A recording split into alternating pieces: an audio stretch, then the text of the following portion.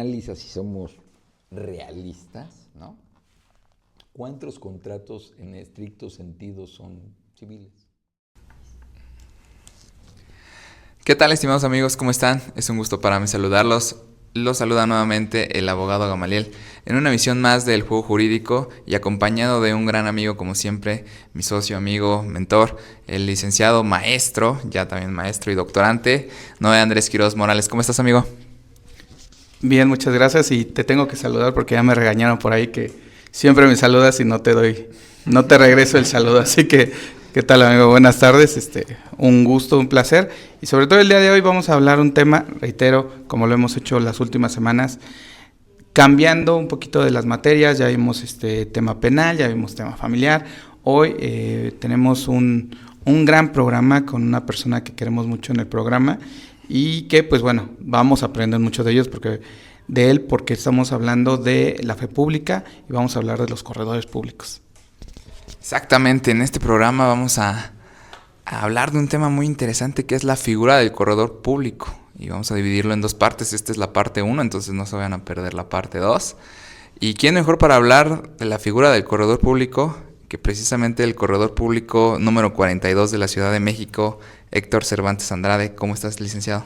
Pues muy bien, Gamaliel, muy bien, Noé. Pues gracias por invitarme otra vez para hablar de este tema que tiene que ver primero con la fe pública, que es como el primer tema en el que se ubica un corredor público, ¿no? Aunque tiene otras facultades que ya veremos, pero sobre todo en un momento en que, fíjate, la actual ley federal de correduría pública, pues ya tiene, este año va a cumplir unos 32 años porque se publicó en diciembre de 1993 y seguimos teniendo cuestiones como si de hace 32 años, ¿no? Entonces ya las platicaremos. Bueno, pues antes de iniciar con las preguntas, estimados amigos, es una figura muy interesante esta figura del corredor público, porque muchas veces asociamos el tema de la fe pública y los actos para la constitución o para la realización de diversos actos jurídicos. Nos suena mucho el notario, pero el corredor público es una figura que también funciona para muchos aspectos, sobre todo en materia mercantil, y vamos a estar abordando al respecto en esta sesión, ¿no? Es necesario recordar que el corredor Héctor Cervantes Andrade es licenciado en Derecho por la Iberoamericana, cuenta con muchísimos cursos y especializaciones, y actualmente es el corredor número 42 de la Ciudad de México, al cual tenemos mucho gusto de invitar el día de hoy. Y pues bueno, para ir iniciando, porque es para nosotros muy sabido que para las personas la figura del corredor público a veces es un poco desconocida, ¿no? Sí. Entonces vamos a tratar de hacer esta mecánica bajo preguntas generales para darles a conocer al público que nos escucha qué es esta figura del corredor público, a qué se dedica, en qué actos interviene. Y para dar inicio con la primera pregunta, estimado licenciado, sí, me gustaría preguntarle, a ver, ¿qué hace el corredor público? Bueno, mira, antes de entrar a ese punto, nada más voy a decir, porque de repente, ¿no? Pues en una figura jurídica, ¿no? Que alguien se llame corredor, pues vas a decir, ¿y esto qué pasó, no? Y rápido les cuento una anécdota personal. Yo cuando me paso mi examen definitivo para que me den mi habilitación de corredor público, pues tenía unos clientes en el transporte y había uno que escuchó que me había hecho corredor público, pero yo nada más corredor. Y entonces como a los 2 días llegó, me dijo, te voy a mandar un regalo. Llegó un regalo a mi oficina, y lo abro y eran unos tenis. Y entonces cuando le hablé y le dije, oye, gracias por los tenis, pero ¿por qué? ¿Por qué los tenis? Pues es que me dijeron que te hiciste corredor. Y yo le dije, sí, pero no corredor, atleta, ¿no? Entonces, claro. Y sin embargo, la palabra la conocemos mucho más. Y yo les digo, oigan, vamos con un corredor de bienes raíces, no dudan, ¿verdad? Y si les digo, vamos con un corredor de bolsa, tampoco. Pero ¿por qué viene esta cuestión? Era una palabra francesa que hoy en inglés también se dice courier, ¿no? Y era courier. ese es como el que enviaba, el que cerraba, el que procuraba que se llevaran las mercancías, se llevaran y se trajeran y se cerrara el negocio, ¿no? Y entonces autentificaba los documentos. Y como esto se fue transmitiendo, a la hora que se pasó al español quedó como corredor. Hoy en inglés, por ejemplo, si tú hablas de courier, estás hablando de mensajería, lo que nosotros hacemos de, no sé, alguna compañía que lleve paquetes. No se refiere al paquete como carga, sino a la entrega de documentos, le llaman courier, ¿no? Incluso cuando algún contrato en Estados Unidos que lo ven, decía que podrían entregarse vía mensajero, courier, etcétera, hasta tales horas y demás, ¿no? Sobre todo cuando son de dos países, ¿no? Y de ahí viene lo de corredor, ¿no? Y lo de público es un poco igual que el notario, ¿no? En el sentido de hacer referencia a la fe pública, ¿no? Pero, pues, ¿qué hace un corredor? ¿No? Pues primero, en primer lugar, pues tiene fe pública, que es darle validez y certeza a ciertos actos y documentos. Se presupone que el hecho de que tengas fe pública, estás hablando de que son actos veraces, auténticos, y aparte, pues, da asesoría a los comerciantes, que cuando tú hablas de asesoría a los comerciantes, ¿no? Pues, alguien se va a imaginar que ando yo ahí en la calle de Mesones o del Salvador de Centro, no. Comerciante incluso generalmente los comerciantes más importantes son las sociedades mercantiles, de cualquier tipo. Hay personas que se dedican al comercio, pocos son los que se registran como comerciantes a pesar de que tengan esa actividad. Y en esa asesoría también hay una mediación mercantil que hoy también se confunde con los mediadores privados que existen en las soluciones alternativas de controversia, ¿no? Okay. ¿Y en qué es un mediador? Todos lo hemos visto en agentes o distribuidores. O sea, oye, pues tú le quieres vender algo a Noé, o Noé algo a ti, o qué. Entonces mediabas, porque tú le dabas las mercancías al corredor, lo que puede seguir siendo válido. Oiga, pues llévelas, negocie, media entre nosotros para que lleguemos a un arreglo, ¿no? Pero comercial. Obviamente, ¿en qué momento cambia eso? Que muchas veces dice que puedes mediar y cerrar el contrato, ¿no? Ya los puse de acuerdo en los términos comerciales de lana, de cuánto, cómo, pues, ¿qué crees? Ahora le vamos a dar fe pública, o por lo menos que se cierre. Generalmente, ¿qué harías? Un corredor dice, bueno, no, que no se quede en un contrato privado, vamos a ratificarlo al menos, o o lo vamos a elaborar, etcétera, ¿no? Y hay una parte muy importante de evaluación, ¿no? Que tiene que ver un poco con toda esta cuestión mercantil de comercio, ¿no? Porque pues, tienes que saber cuánto valen, cómo ascienden, de qué calidad son las mercancías que estás, ¿no? Y esto es una facultad que te da la ley. Eres perito evaluador por ley, por un mandato de ley, exactamente igual que eres árbitro en materia mercantil por un mandato de ley, ¿no? O sea, esto ha tenido sus asegúnes porque efectivamente hay legislaciones, sobre todo las locales, donde te dicen, no, es que pues, para que usted, por ejemplo, ¿no? Cuando esto empezó, oye, anda en la avalúo de mi casa, ¿no? Oye, pues ¿qué tan comercial o no es? Pues en realidad sí, porque alguien está haciendo una especulación comercial, quiere vender. Ah, no. Entonces llegó el gobierno de la Ciudad de México con acentos del Distrito Federal. No, es que necesitas un permiso especial y sacar tu... Hay otros donde no. Y hay una materia en la que curiosamente se exige que la evaluación sea de corredor, que es mucho en materia fiscal, sobre todo para cuestiones de garantías y demás, ¿no? Y pocos saben que los avalúos que hacen los bancos, las instituciones de crédito, dice la ley de instituciones de crédito que los avalúos de las instituciones de crédito, alias bancos, se equipararán a los de corredor público. O sea, que eso quiere decir que desde el punto de vista de jerarquía, le consideran que un avalúo de un corredor público tiene una mayor jerarquía y entonces el que tú vas a hacer lo vamos a asimilar a que sea con esta misma fuerza legal que le damos al del corredor, ¿no? Digamos que genéricamente eso es lo que se hace. Excelente, muchas gracias por la explicación, sobre todo esta parte histórica que yo desconocía totalmente y ahorita ya me queda un poquito más claro. Y ahorita que escuchaba sobre las funciones y acciones que realiza el corredor, asesor, evaluador, mediador, me parece que es una actividad o un cargo que es muy complicado llevar a cabo. Para yo querer ser corredor público, ¿qué tengo que estudiar? ¿Qué tengo que hacer? ¿Se estudia para ser corredor público? ¿Puedo ir a una institución después de la prepa y decir, quiero ser corredor público y estudio correduría pública? ¿O cuál es el camino para llegar a ser corredor público? Fíjate que qué interesante, porque sí existió la carrera de corredor público en el Politécnico. Después la cambiaron a una cosa que le llamaban licenciado en Relaciones.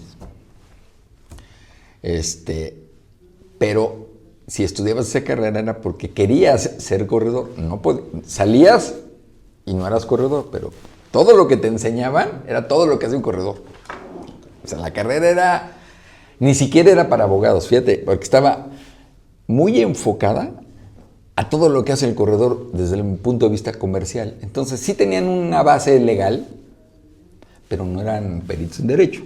Sin embargo, pues tenían que manejar todo el comercio, avalúos, contratos de la ley de títulos de crédito que hacían un montón, las garantías mobiliarias, las hipotecas industrial, todo lo que se te ocurra que tenga que ver con comercio, que maneje el código de comercio, la ley de títulos, todo lo hacían. Más la evaluación, más la mediación, todo eso. Y había un capítulo en el Código de Comercio que los regulaba desde 1889, ¿no? Bueno. Después también quitaron esa carrera. A mí me toca cuando en 93, viene esta reforma de la ley, derogan todo lo que tiene que ver en el Código de Comercio con el corredor, desaparece la carrera esta en el Politécnico y lo que opta la autoridad es decir, vamos a pedir que el corredor público sea en inicio un licenciado en Derecho. Obvio, no le podías quitar la habilitación a los que ya eran.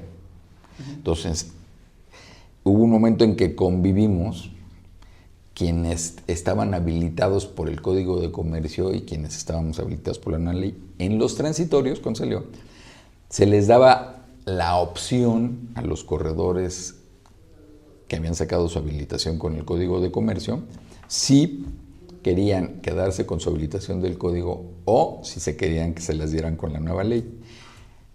Algunos, y lo digo así, aunque se oiga ilusos, pidieron que les dieran con la nueva ley. ¿Y sabes qué pasó?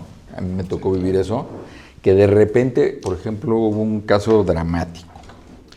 Como en las facultades que le dan al corredor para la fe pública, decía, tendrán fe pública en los actos mercantiles, excepto en tratándose de inmuebles, así dice. Y eso lo llevaron al absurdo de decir que aunque la ley de, por ejemplo, de títulos y operaciones de crédito hablara de que podía haber contratos de crédito, los que tú quieras, con garantía real, que así es como dice la ley, te decían no se puede porque eso es un inmueble. Y eso no lo podía hacer el corredor nuevo que era abogado, que su exposición de motivos decía que era ampliar sus facultades, pero sí lo podía hacer el que estaba habilitado en el Código de Comercio. Porque eso sí se lo permite. Entonces era absurdo, ¿no? Y eso ha costado años. Y hay quien todavía sigue poniendo en duda si lo puedes hacer o no. Y te pongo más fácil. Dice, los corredores públicos podrán constituir, modificar, escindir, una sociedad mercantil. Bueno, si constituías una inmobiliaria, fíjate nada más el absurdo. Yo constituía una inmobiliaria, ustedes dos la constituían y decían, bueno, pues nuestra inmobiliaria se va a dedicar, oiga, pues mi aportación a la sociedad es este terreno. No, pues ya no se va a poder. ¿Por qué? Pues porque como es un inmueble, lo tiene que ser un notario. Oye, pero es una sociedad mercantil y es una aportación. Generalmente en una inmobiliaria lo que servía como escritura pública de propiedad era la aportación que se establecía en una escritura ante notario, pues con mayor razón de corredor. No. Entonces, sí, ahora ¿qué tienes que hacer? Pues primero tienes que ser licenciado en Derecho, tienes que tener al menos 3 años de recibido y tienes que tener al menos 1 año de práctica, ya sea con un corredor público o con un notario. Fíjate qué interesante. Si tú quisieras hacer un examen de notario, no te valdrían que hayas hecho 1 año o 2 o 3 o 5 práctica con un corredor público. Perdón. Entonces, ser licenciado en Derecho, 3 años de titulado. Sí.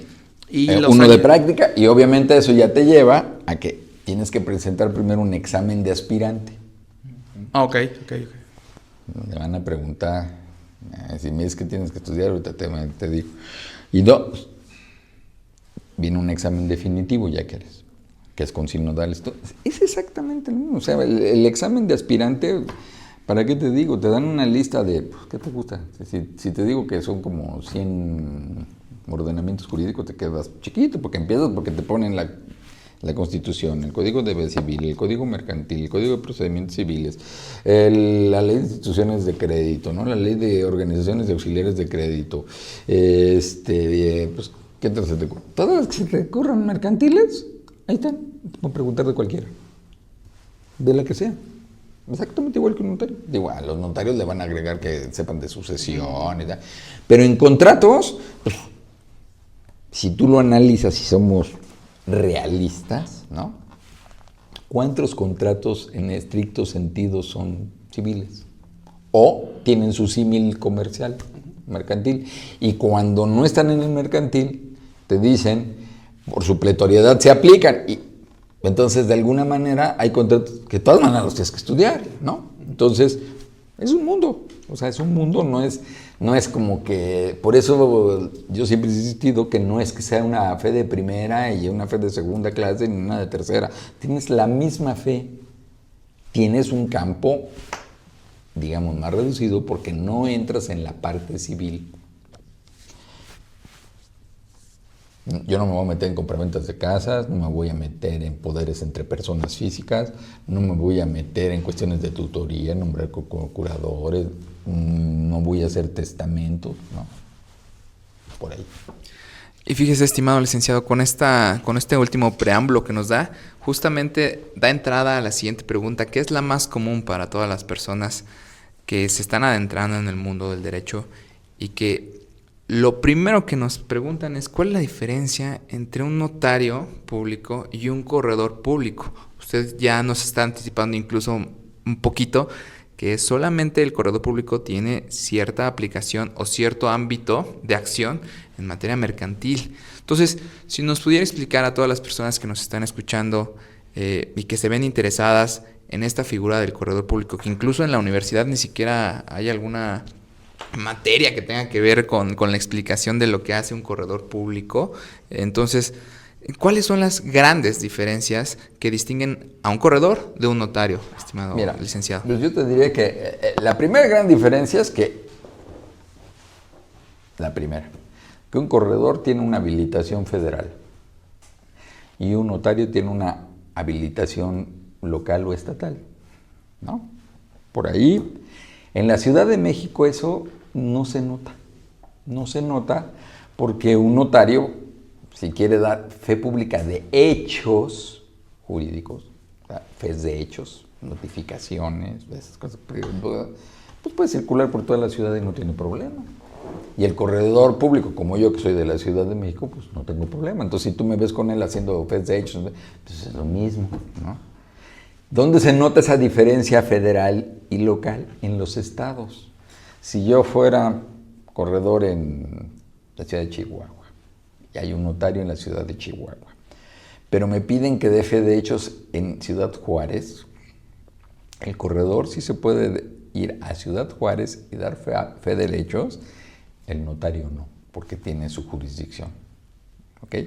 Digamos, esa es la primera, ya es local. De ahí deviene Otra diferencia. La materia mercantil es federal. Tiene su concurrencia, pero es federal, ¿no? La materia civil es local, a pesar de que hay un Código Civil Federal, ¿no? Pero bueno. Y en eso, curiosamente, en ese tema es donde estriba todo este tema de decir, hay cosas que no puede hacer el corredor porque son federales y entran en el ámbito de la legislación del Código Civil local. Ejemplo muy claro, los poderes.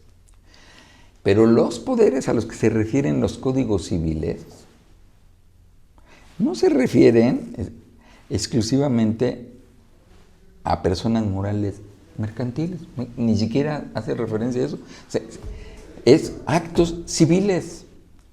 Y los actos civiles, pues si te doy un poder como entre ustedes dos como persona, pues de persona a persona, pues obviamente el corredor no tiene que ser, es un acto civil, ¿no?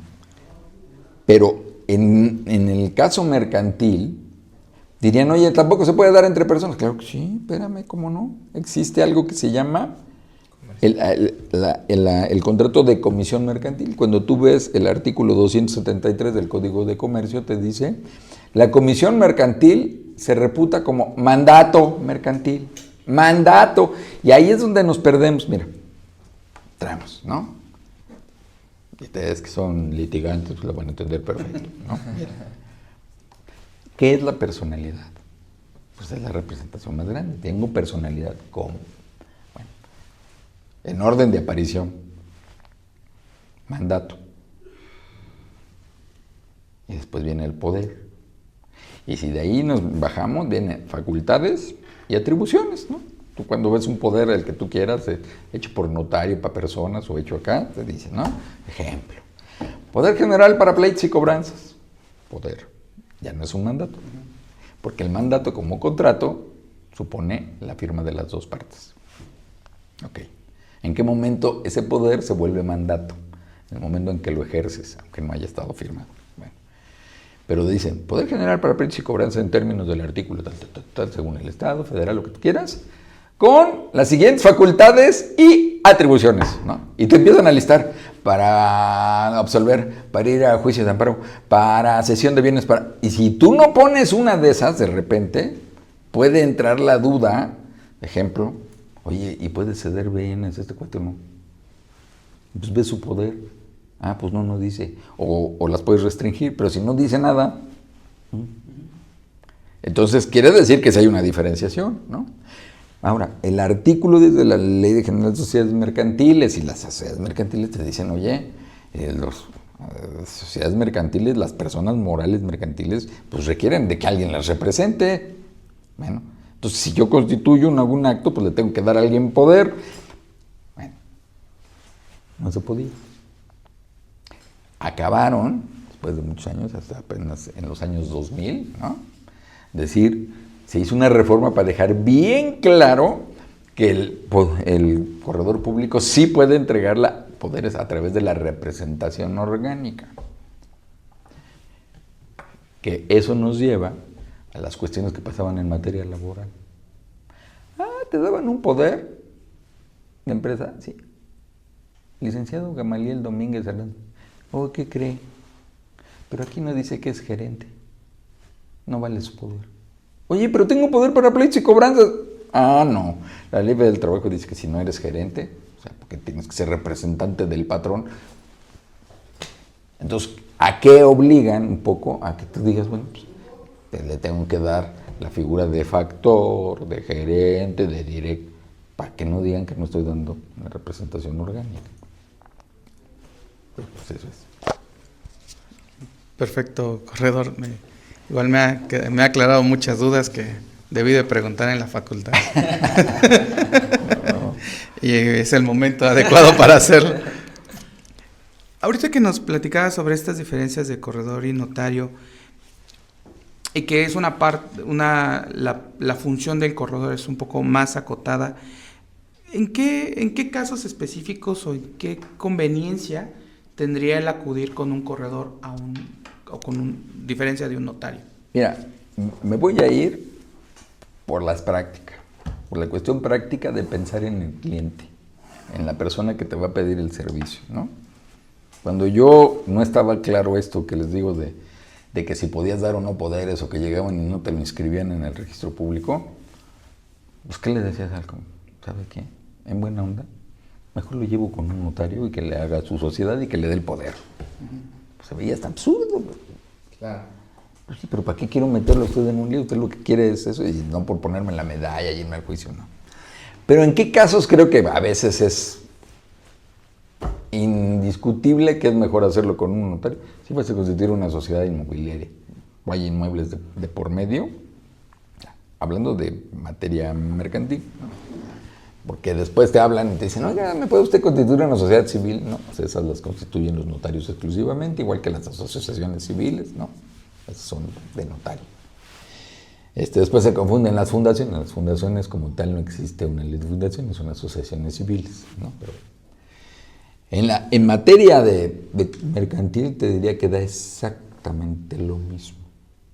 Exactamente lo mismo. ¿Dónde empieza? En la realidad práctica. Voy a ponerte un ejemplo que acabo de vivir. Acaba de un cliente que necesitaba protocolizar varias actas de asamblea que eran resoluciones unánimes de accionistas, y el banco con el que están tratando, que Banobras, les dijo que no aceptaban ninguna formalización de acta de RUE ni nada, si no era más que de notario. Entonces te enfrentas a una cuestión de hecho, no de derecho. En las juntas y los tribunales ahora laborales, pero sobre todo en las juntas, hay un criterio un poco raro, ¿no? O sea, si una copia certificada de corredor, por ejemplo, de un poder, no vale si la constituyó un notario, pero si la constituyó un corredor, sí. No pasa lo mismo si es al revés, o sea, si esta la constituyó un corredor y la certifica un notario, sí la dan por buena, pero al revés no.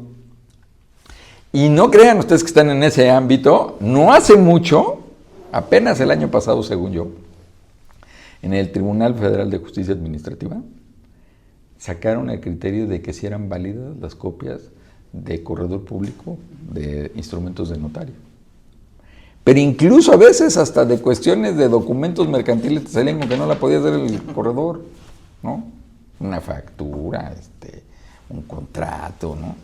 Entonces, en estricto sentido, uno no debería de existir esta diferenciación como si fuera de calidad, porque en realidad cuando tú oyes, bueno, ¿por qué un banco dice que tiene que ser de notario y no de corredor?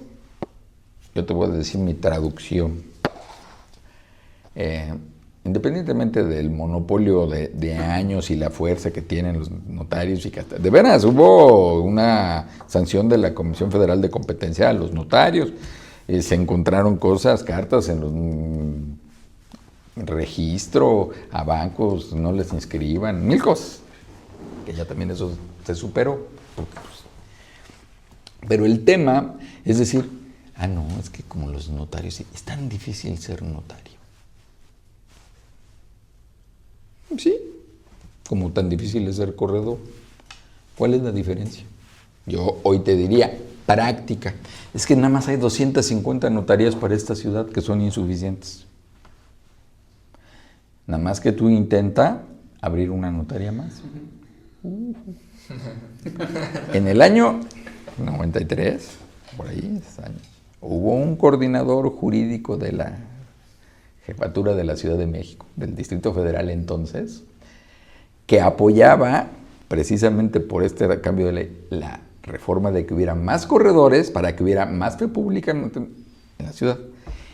Y propuso y logró 50 notarías nuevas. De esas 50 notarías nuevas te puedo decir que varios de mi generación, por ejemplo, para empezar, de mi generación de la Universidad Iberoamericana, 5 o 6 se hicieron notarios. Gracias a eso. porque todos tenían arriba del número 201 en adelante, ¿verdad? Qué casualidad. Pero pregúntale a los que tenían del 200 al 1 si les gustó eso. Estaban enojadísimos. Entonces, como es muy complicado ser notario, primero porque está muy acotado, independientemente de la calidad que sí tienen del estudio, porque además hay de todo, digan lo que digan, existe esta como mentalidad de pensar que son como que seres de otro planeta. Sí, es en serio, están elevados. Y no niego, créeme que hay abogados notarios muy connotados, pero yo he conocido abogados más connotados que no son notarios y que le dan clase a cualquier notario, punto, ¿no? Y cada quien. Y he conocido corredores fenomenales. Tuve un gran amigo, en paz descanse, siempre trabajó para notaría, decidió hacerse corredor, era de la libre, y todo el mundo decía, bueno, ¿por qué se hizo corredor? Y él decía que había optado por hacerse corredor porque había una diferencia, otra diferencia entre notario y corredor, que él, siendo corredor en la Ciudad de México, que a cierta edad se quería retirar a algún lugar de la República y que la habilitación sí la podía cambiar, por ejemplo, a Baja California, para vivir en Los Cabos, o a Cancún, o a Veracruz, o a la Huasteca, ¿no? Y la de notario no, porque es local, ¿no? O sea, esa es otra diferencia muy grande entre notario y corredor. Pues mire, licenciado, a mí se me hace muy interesante esto. Una vez habíamos platicado usted y yo de estos temas, sí. y aún así estoy aprendiendo de esta plática cosas fascinantes, ¿no? Cosas desde lo que realiza un corredor público, las funciones, hasta las grandes diferencias, que una de esas, y muy válida, es esta cuestión de que el corredor es federal y entonces yo puedo cambiar esta licencia, si lo queremos decir así, esta patente también se llama así. Se llama habilitación. Es habilitación, ¿no? Es una patente. Una habilitación. Aprendo algo nuevo, que me parece, insisto, muy, muy interesante, que nos empieza a permitir adentrarnos en esta figura del corredor público. Pero bueno, estimados amigos, como lo anticipamos, queremos hacer una parte 2 de esta plática de la figura del corredor público, ¿no? En esta primera parte hemos abordado qué es, a qué se dedica, cuáles son las diferencias con el notario público y además en qué casos convendría más declinarse por la figura del corredor público que la del notario.